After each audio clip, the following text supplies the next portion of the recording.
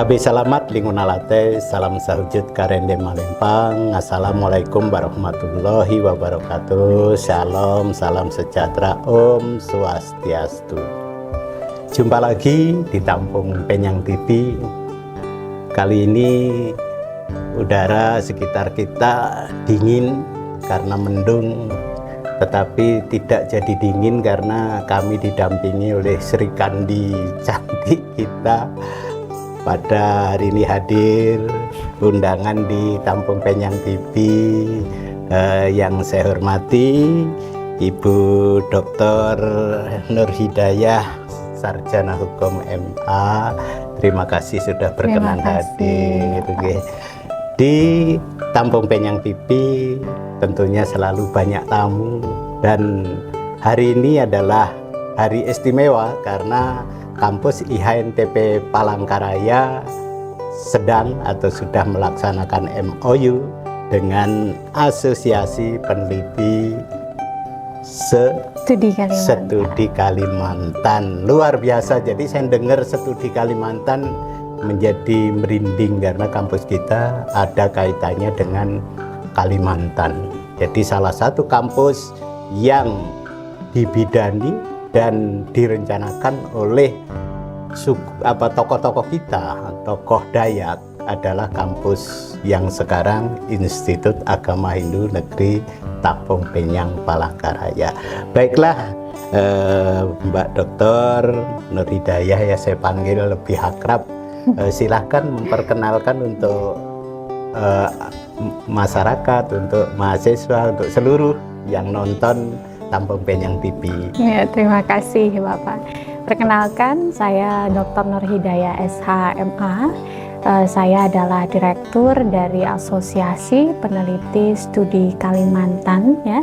Dan Asosiasi Peneliti Studi Kalimantan hari ini bekerja sama dengan Institut Agama Hindu Negeri Tampung Penyang untuk melaksanakan kegiatan yang kedepannya menjadi prioritas bagi APSK, Bapak. Karena kami telah melihat banyak sekali sumber daya yang bisa kami temukan untuk mensukseskan program kami dan juga program yang ada di sini. Wadah, luar biasa ya.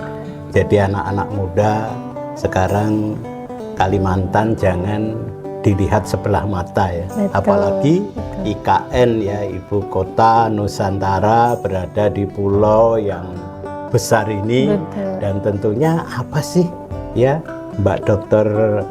Nur Hidayah tertarik ya atau pengalaman sehingga berdirinya asosiasi ini bisa diceritakan? Iya, baik. Jadi APSK ya, atau Asosiasi Peneliti Studi Kalimantan, sebenarnya tidak jauh berbeda dengan asosiasi peneliti pada umumnya. Ada asosiasi peneliti bidang hukum ya, ada asosiasi peneliti di bidang konsultan dan sebagainya. Nah, kenapa jadi Studi Kalimantan? Yang menarik ya, yang menarik dan bahkan belum ada sebelumnya. Iya. Jadi karena Studi Kalimantan ini masuk ke dalam rumpun riset dari studi area. Gitu. Jadi kemarin kami konsultasi dengan salah satu profesor di University Malaya. Beliau spesialis di bidang Southeast Asian Studies Research. Nah, jadi rumpun Studi Kalimantan itu berada di bawah payung Studi Asia Tenggara. Iya. Jadi dia adalah studi kawasan. Ada yang disebut dengan studi island studies ya, studi kepulauan. Maka Kalimantan mirip seperti itu. Jadi studi Kalimantan kemudian bisa didekati dengan berbagai disiplin pengetahuan. Lahirnya tadi dengan epistemologi pengetahuannya seperti itu. Kemudian mengapa menjadi studi Kalimantan? Karena konstruksi pengetahuan tentang Kalimantan itu masih berbau kolonialisme. Gitu. Iya. Masih banyak beredar buku-buku literasi yang masih berbau kolonial. Nggak pas ya. Belum pas ya. Kita yang sesungguhnya. Iya, bahkan Palangkaraya itu mewah sekali. Bundarannya mewah sekali begitu Pak ya. Nah, itu harus di counter pengetahuan itu, harus disuarakan oleh orang yang hadir living di site itu sendiri. Betul. Nah, itulah alasan mengapa APSK lahir. kayaknya mbalelo gitu ya, Iya, bahasa betul. Jawanya itu kita menggugat gitu. Betul. Nggak terima. Betul. Selama ini kan peneliti-peneliti tentang Kalimantan ya masih orang-orang asing tadi ya. Betul. Jadi kita kok kayaknya ada sesuatu yang kurang lah. Betul. Inilah tantangan. Jadi bagi penulis-penulis, terus khususnya akademisi, dosen-dosen kita yang berada di ENTP Palangkaraya, kayaknya mendapat durian runtuh. Luar Karena biasa. kita memang rata-rata untuk menulis, mengangkat tentang Kalimantan dengan ragamnya ya, menurut Bapak Cilik Riwet bahwa suku bangsa Kalimantan itu memiliki sub-suku sampai 405 lebih. Luar Bayangkan kalau ini kita tulis kapan habisnya. Betul. Nah, tentunya kami bersyukur dengan adanya MOU ini akhirnya ada gayung bersambut ya. Betul. Jadi nanti dosen-dosen kita bisa kita libatkan ya Mbak Nur ya. Betul, betul. Di sini luar biasa teman-teman, apa sih untungnya? Nah, untuk terutama mahasiswa Mbak, gimana? Ya, kalau mahasiswa pertama, apalagi kalau dia memang hobi menulis ya Pak ya. Kalau mahasiswa kita akan menggembleng daya tarik mereka untuk menulis. Orang yang menulis pasti membaca. Oh iya. Orang yang menulis pasti membaca, tapi orang membaca belum tentu menulis. Oh gitu ya? Ya. Iya sih. Dan orang yang menulis pasti berpikir. Nah, Betul, jadi betul. komplikasi kognitif ini harus didorong ke mahasiswa. Jangan hanya dimiliki oleh dosen saja. Betul. Nah, ini kami support ketika bekerja sama dengan Politeknik yang ada di Banjarmasin. Jadi, gitu. jadi wali kelasnya itu mengundang kami untuk melakukan MOU penulisan buku Iya, di betul. mata kuliah mereka. Nah, Oh, jadi sub mata betul. kuliah jadi ditulis. satu semester tugasnya adalah membuat tulisan per bab setiap satu mahasiswa.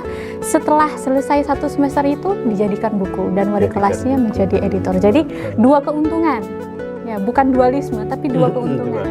Keuntungan untuk dosennya dan juga keuntungan untuk mahasiswa. Dan tentunya hasil karya mereka itu bisa menjadi sebuah branding buat mereka nanti ke depannya. Apalagi jika mereka berminat dalam dunia akademik. Iya, Gitu. waduh luar biasa. Tentunya mahasiswa Tampung Penyang akan tertarik dengan apa yang disampaikan oleh Mbak Direktur yang masih muda, ya kayak saya sebutkan tadi, kita harus mengkanter. Kalau sesuatu yang tidak tepat, akhirnya kan kalau zaman sekarang menjadi viral. Betul, betul Karena sekali. mengkanter, Betul. akhirnya publish itu akan tahu. Betul. Menilai. Kalau betul. kita nerimo Betul, saja, betul. nanti ya, tergantung orang asing Betul. untuk menjudge bahwa kita tuh kayaknya seperti pemikiran mereka. Iya, Mbak Nur Hasanah. Ya, Oh, Nur Hidayah. Iya. Maaf ini teman dekat saya Nur Hasanah sih. Iya, terngiang-ngiang ya, Iya, Pak. terngiang-ngiang. Memang di dalam hal akademik itu kayaknya mahasiswa itu yang ribet itu suruh menulis. Betul. Jadi saya selaku Warbika ada reward punishment. Saat punishment ketidakaktifan terutama mahasiswa yang mendapatkan beasiswa gitu. Ada penawaran, ayo menulis, Oh, iya. nyumbang pohon, Iya, atau luar gotong biasa. royong baksos. luar Banyak biasa. milih baksos. Nah, bagaimana untuk kita kualitas dari mahasiswa? Tentunya dengan menyimak tadi luar biasa ya. Dari Mbak Direktur menyampaikan seperti itu. Bahkan ini kepada para kaprodi ini sangat menarik sekali. Nanti dosen-dosen ditawarkan per mata kuliah itu bisa Terbitkan buku. diterbitkan betul. buku. Bahkan Jadi itu ada bisa dua jadi buku keuntungan aja. ya. Betul. Jadi dosennya dapat poin, Betul. mahasiswanya nanti siap saat mereka akan menulis skripsi, dia Betul. sudah terbantu. Betul. Trik-trik apa saja ini, Mbak Direktur, sehingga menghimbau kepada mahasiswa itu berminat gitu ya. Kan kadang-kadang kita mungkin tadi baru berapa tahun ini asosiasi? Sudah 3 tahun. Nah, 3 tahun tentang Kalimantan ini kan suatu sumber daya alam ya yang luar biasa. Betul. Dan budaya yang sungguh luar biasa. Betul. Tadi saya tertarik kok kenapa terpicu masalah food estate, bisa diceritakan? Oh iya, jadi sama tadi konsepnya gitu. adalah counter pengetahuan. Oh, mengcounter. Tapi mengcounter ini bukan sesuatu yang negatif ya. Jadi kalau dalam dunia akademik, mengcounter itu artinya memperkaya khazanah literasi. Jadi apabila satu pengetahuan dimonopoli oleh satu doktrin, maka tidak akan terjadi dialog.